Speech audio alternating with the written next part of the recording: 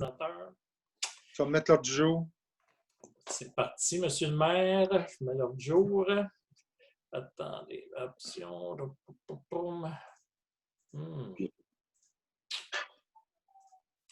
OK. Bon. Alors, bonjour à tous et à toutes. Bienvenue à la réunion du 1er juin de la municipalité de Crabtree. On va ouvrir la session, le constat du quorum, mais en même temps, on tient la séance à huis clos, comme le demande le décret 544-2020 du ministère. Alors, c'est une séance à huis clos et on a une période de questions par courriel qui va suivre tantôt. Je constate le quorum avec la présence de M. Laporte, M. Picard, M. Brousseau, Mme Frigon et M. Leblanc. Je n'ai pas oublié, j'espère, Mme Desrochers est absente. Mme Desrochers est nouvellement maman, alors ce soir, elle s'absente, prend soin de son petit. On a au point 2, l'adoption. Dans un premier temps, M. le maire, j'ai besoin de quelqu'un qui propose que la réunion se tienne à huis clos. Vous avez raison, M. le directeur général. Alors, j'ai besoin d'une proposition pour l'ouverture de la session. Proposé par Jean. Alors, je vais faire le tour, comme d'habitude, de M. Laporte. En fait, M. le maire, on propose que la rencontre se tienne en visioconférence. OK, parfait. On n'a pas de... C'est juste ça. C'est beau.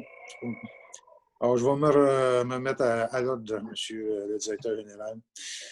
Alors, au point 2, adoption du procès-verbal de la séance du 4 mai. Vous avez pris connaissance du procès-verbal. Est-ce qu'il y a des questions? Non. OK, non, ça pas va. de questions. Est-ce qu'il y a une proposition? On va proposer, Claude Laporte. Proposée par Claude? Oui. Alors, je fais le tour. Mme Frigon?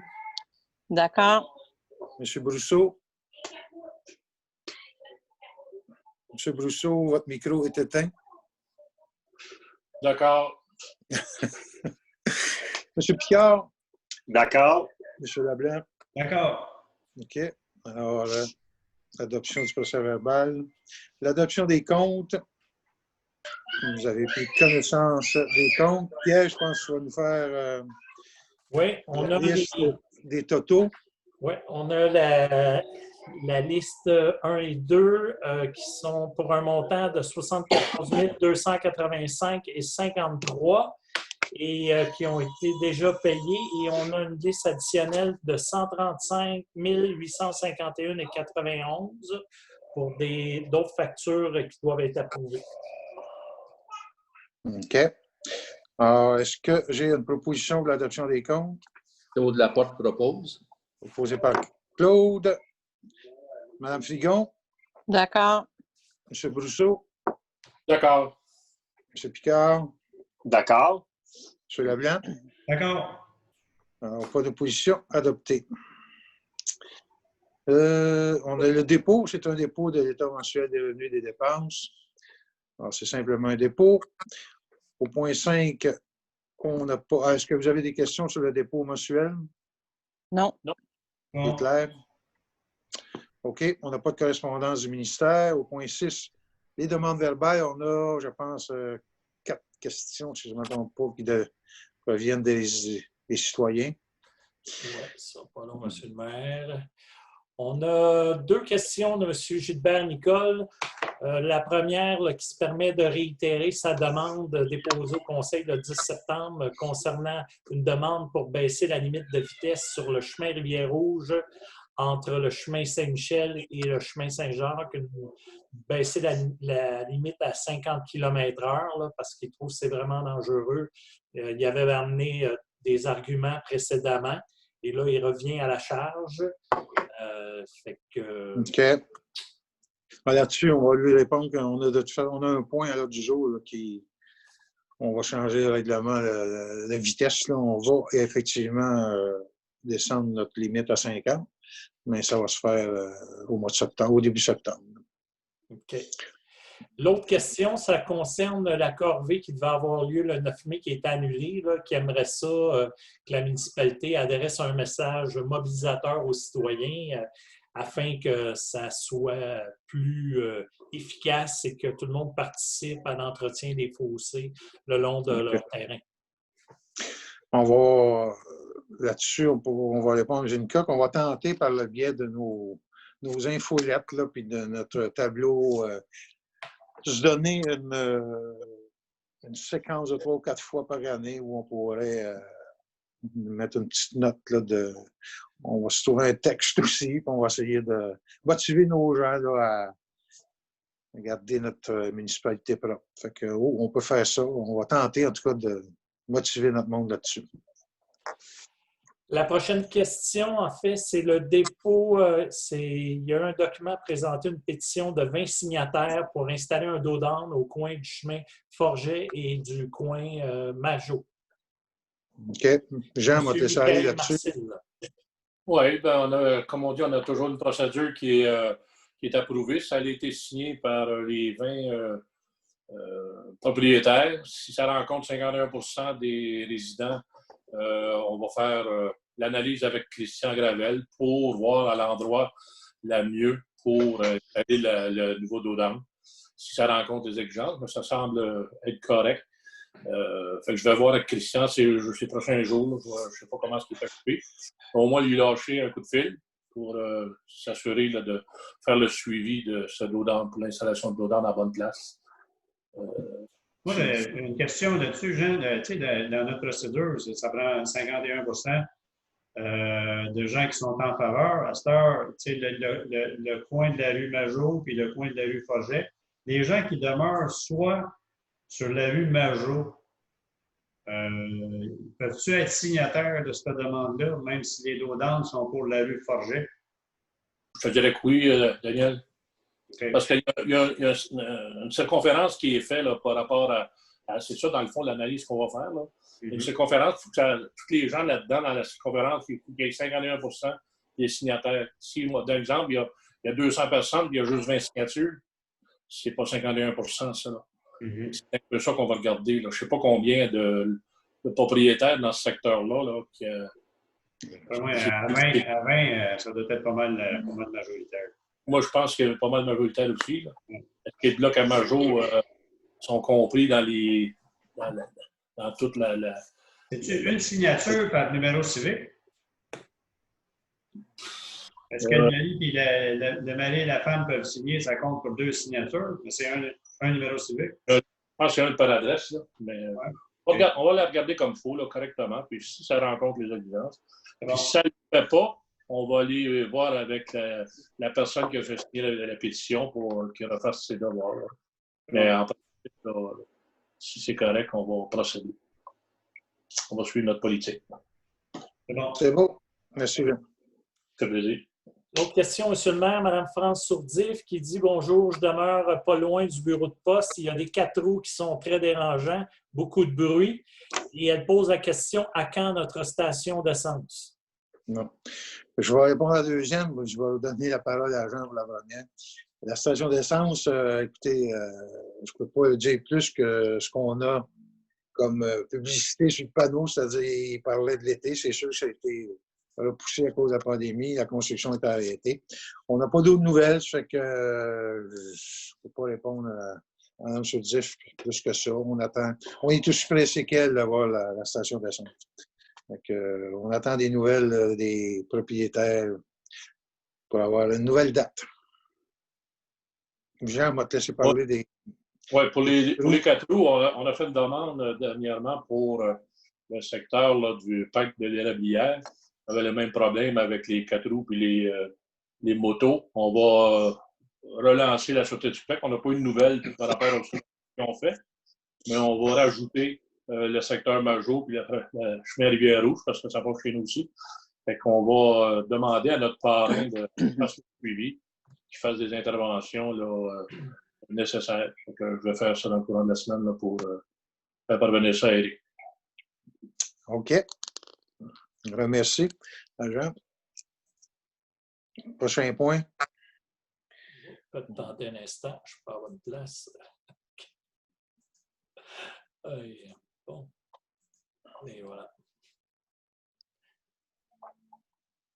Ça va, M. le maire? Oui. Une demande verbale des informations. Est-ce que un conseiller ou une conseillère a des informations à amener? Non. OK, pas de points spéciaux. OK, à 9.1, les soumissions pour les travaux d'asphalte de 2020. On avait 3 contracteurs qui avaient soumissionné et le meilleur est sorti, M. l'excavation Normand Majot à 39 790 et 80. Donc, ça va me prendre une proposition pour aller de l'avant avec les excavations Normand Majot. André Picard propose. Proposé par André. Alors, je fais le tour. M. Laporte. Le micro est éteint, là. Excusez. Oui, d'accord. OK. M. Brousseau. D'accord. Mme Frigon. D'accord. M. Leblanc. D'accord. OK. Alors, adopté. Donc, le 9.1. 9.2, l'avis de motion. Modification du règlement. On a parlé tantôt, 2012-204, de circulation des véhicules routiers pour limiter la vitesse de 50 km/h sur le chemin Rivière-Rouge entre le chemin Saint-Michel et la Petite-Noret. Et à 9.3, c'est le dépôt du projet de règlement 2020-358, modifiant le règlement 2012-204. Alors, c'est pour ramener la vitesse à 50 km au lieu de 70 sur le chemin de la Rivière-Rouge. Et ça va être effectif au 1er septembre parce qu'on veut se donner le temps cet été de faire toutes les modifications nécessaires, les avertissements nécessaires comme quoi il va y avoir un changement de vitesse. Alors, j'aimerais avoir une proposition pour l'avis de motion et le dépôt du projet. André Picard propose. André propose. Alors, M. Laporte. Oui, d'accord. Excusez, monsieur le maire, monsieur André fait le dépôt de l'avis de motion. Dépôt de l'avis de motion. C'est un dépôt de l'avis de motion. Vous avez raison, on n'a pas besoin de faire le tour pour le... On passe au point 9.4. Autorisation d'une demande au programme d'aide à la voirie locale, volet accélération des investissements.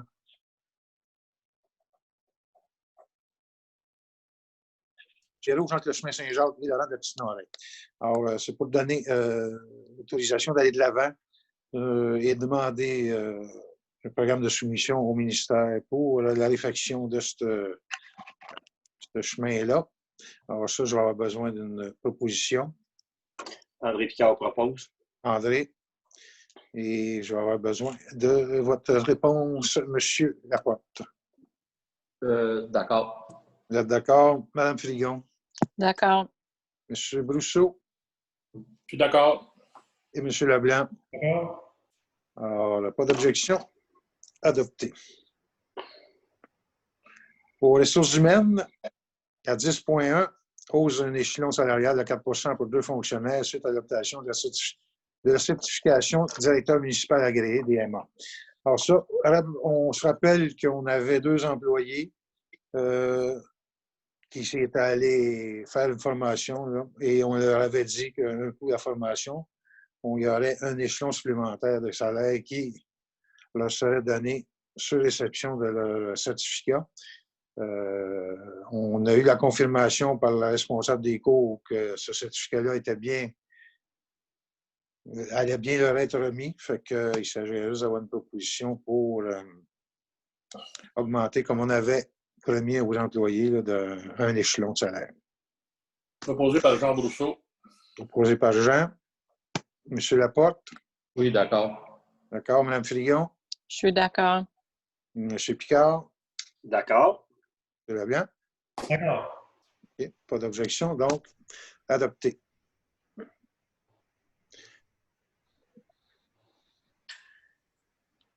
On est au point 10.2, création d'une échelle salariale pour un adjoint estival en loisirs. C'est un nouveau poste. On n'avait pas d'échelle salariale comme telle à ce poste-là parce que c'est un poste qui n'existait pas. On en a créé une pour un salaire à l'heure.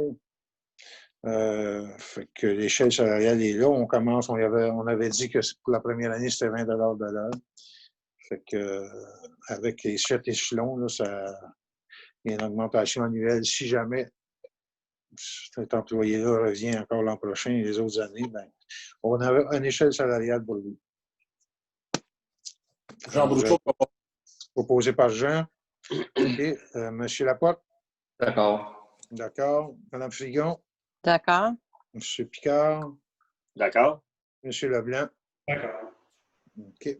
Alors, pas d'opposition, pas d'objection. Adopté. À la Commission de la santé publique et de la protection de la personne, à 11.1, on va envoyer une lettre de remerciement à M. Jacques Fortin pour sa carrière au service de prévention des incendies. Ça fait une trentaine d'années, je pense, que M. Fortin, Jean du me corrigeait, je suis dans l'erreur, mais qui travaille au service de Saint-Jacques-Boremin, entre autres. Mais je pense qu'il y a plus d'années que ça dans le corps si on calcule d'autres choses. Il y a 40 ans 40 ans. entre les On a patrouilles. toujours eu de bonnes relations, deux, de très bons services avec les pompiers Saint-Jacques-Boremin. Ça fait qu'on va envoyer une lettre de remerciement à M. Fortin. Et je vais le proposer, moi, comme quoi, pour la lettre de remerciement. As-tu besoin de... Oui, ça prend. OK. C'est une résolution, comme ça. Oui. Alors, je fais le tour. M. Laporte, Oui, je suis d'accord. Mme Frigon, D'accord. M. Brousseau, D'accord. M. Picard, D'accord. M. Leblanc. D'accord. Et par le même, à l'autre point, on enverra une lettre de félicitations au nouveau directeur des pompiers Saint-Jacques-Boremin, M. Sébastien Soustou. Et féliciter pour son nouveau poste et lui souhaiter la meilleure des chances dans son nouveau rôle. Fait que j'aurais besoin d'un proposeur. Jean Brousseau propose. Proposé par Jean. M. Laporte. Tellement d'accord. Mme Frigon. D'accord. M. Picard. D'accord. M. Leblanc. D'accord. Pas d'objection. Adopté. Commission de l'environnement et de l'urbanisme, à 12.1, demande d'agrandissement du périmètre urbain d'exclusion du territoire agricole. Ensuite, à l'acceptation du schéma d'aménagement, on va faire notre demande à la MRC. On attend le retour de M. Etier, là, qui est notre spécialiste là-dedans. On devrait avoir une rencontre peut-être cette semaine avec la MRC. Mais vous avez vu les terrains qui seront demandés pour l'agrandissement du périmètre urbain en exclusion, comme exclusion là, dans notre prochaine demande à la MRC. Là-dessus, si je n'ai pas d'objection, je vais avoir besoin d'une proposition. Je te propose, Daniel Leblanc. Proposée par Daniel Leblanc. Alors, M. Laporte. Oui, je suis d'accord. OK. Mme Frigon. Je suis d'accord. M. Brousseau. D'accord. M. Picard. D'accord. Et M. Leblanc. Ouais, je te propose. Mais excusez, c'est toi qui proposais. Tu as raison. Alors, on n'a pas d'objection. La demande est adoptée. À 12.2, l'adhésion à l'achat regroupé pour charbon actif et c'est le cadre de sodium à la station de purification d'eau potable. Là-dessus, on a besoin de propositions, Pierre? Oui.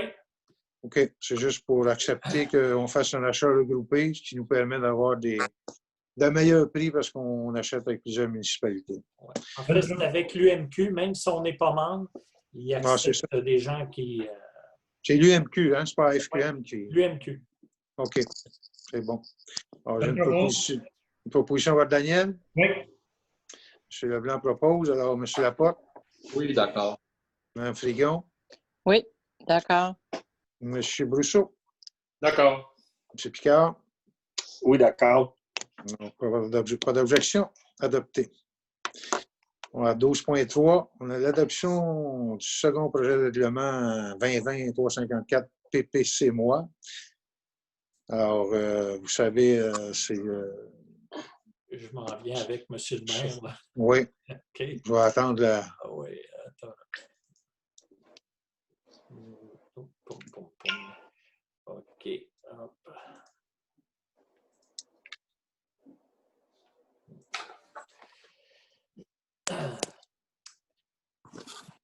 OK. Vas-tu nous en faire un résumé, Pierre, là-dessus? Ben, en fait, on a adopté le premier projet de règlement à la séance du mois de mai Il y a eu une séance de consultation écrite. Il y a un avis public qui a été publié. Le règlement sur les projets particuliers de construction ou de modification ou d'occupation d'un immeuble, c'est que ça permet de faire des choses qui normalement ne seraient pas permises dans le règlement de zonage. Et quand quelqu'un arrive avec un projet qui sort de l'ordinaire et qui serait intéressant, le conseil municipal peut le regarder en demandant au comité consultatif d'urbanisme de faire des propositions. Et ça permettra au conseil de permettre certains projets qui, en temps normal, n'auraient pas pu être permis à cause que le règlement de zonage interdisait certaines modalités. Fait que c'est un plus, c'est un outil que la municipalité se donne pour permettre des projets auxquels on n'aurait pas pensé. Fait que c'est un outil. C'est un outil qui permet de suivre l'évolution aussi du marché. On n'est pas toujours en train de changer nos règlements d'urbanisme. De temps à autre, il peut arriver des nouveaux projets où on n'avait pas vu venir, fait qu'on pourrait s'adapter à ça. Donc, l'adoption du projet. J'ai besoin d'une proposition. C'est Daniel qui propose? OK. Proposé par Daniel. M. Laporte? Oui, je suis d'accord. M. Brousseau? Je suis d'accord. Mme Frigon? D'accord. M. Picard? D'accord. Pas d'objection. Adopté. À 12.4, c'est la désignation d'un acte prioritaire, la tenue du registre référendaire pour l'adoption du règlement final du PPCC-moi. Pierre, là, si tu vas me corriger si je me trompe, mais c'est juste pour la tenue du registre, comme quoi on peut le faire par écrit ou par courriel, je ne me trompe pas. Ouais, ça nous donne un... Vas-y. Dans le premier décret, on disait que ça prenait un vote aux 2/3 pour pouvoir définir un acte prioritaire. Dans le dernier décret, ils ont changé ça en disant que c'est seulement la majorité, mais que pour la deuxième étape, s'il y a la tenue d'un registre, il faut aussi faire une procédure écrite, donner au moins 2 semaines aux gens pour se prononcer. Fait que, étant donné qu'on ne veut pas attendre, bien, il faut le définir aussi comme un acte prioritaire pour autoriser la tenue d'un registre de façon écrite plutôt que de dire aux gens de se présenter à l'hôtel de ville pour venir signer un registre. OK.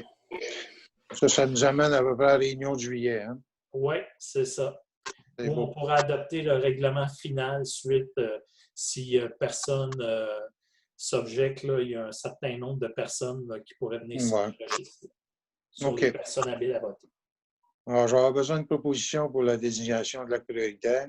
Je propose, Daniel. Proposé par Daniel Leblanc. M. Laporte?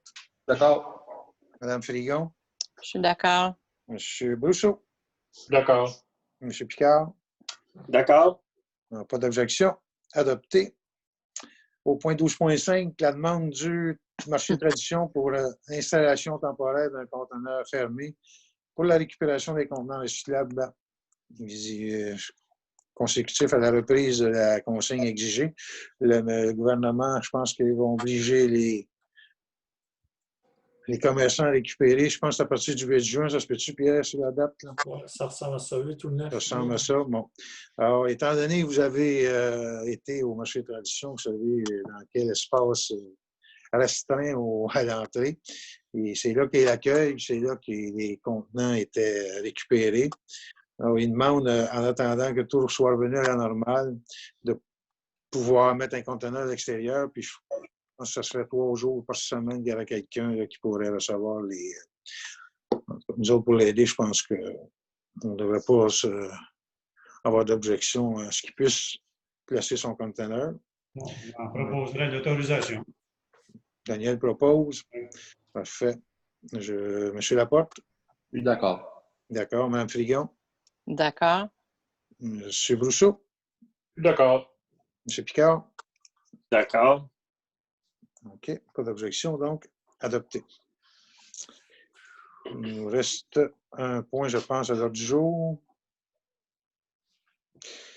OK. La commission du loisir, de famille des aînés, c'est le renouvellement du contrat d'entretien des détecteurs de gaz pour l'Arena pour 3 ans au montant de 1 040,90 par année. C'est un contrat que c'est pour 3 ans, c'est le même prix pendant 3 ans. Et là, Pierre, tu me le prendras. Je pense que l'an passé, ça nous coûtait aux alentours de 1010 ou 1019 par année. Oui. Fait qu'il y a une augmentation, une légère augmentation. Donc, pour 3 ans, et puis ça, on est encore obligé. On a beau avoir une resurfaceuse électrique, mais notre deuxième resurfaceuse est au propane. Et on a aussi le fréon là, qui pourrait avoir des fuites. Fait que ça nous prend des détecteurs, on n'a pas le choix. Donc, ça nous prendrait une proposition pour aller de l'avant avec le renouvellement du contrat. Sylvie Frigon propose. Mme Frigon propose. M. Laporte, Je suis d'accord. M. Brousseau, Je suis d'accord. M. Picard, D'accord. M. Leblanc. D'accord. C'est le dernier point là, du jour, M. le directeur général. Oui. OK. Alors, sur ça, on met fin à l'Assemblée. Alors, je remercie tout le monde et à la prochaine. Fait que, Merci. Bye-bye. 19h27, on met fin. Merci.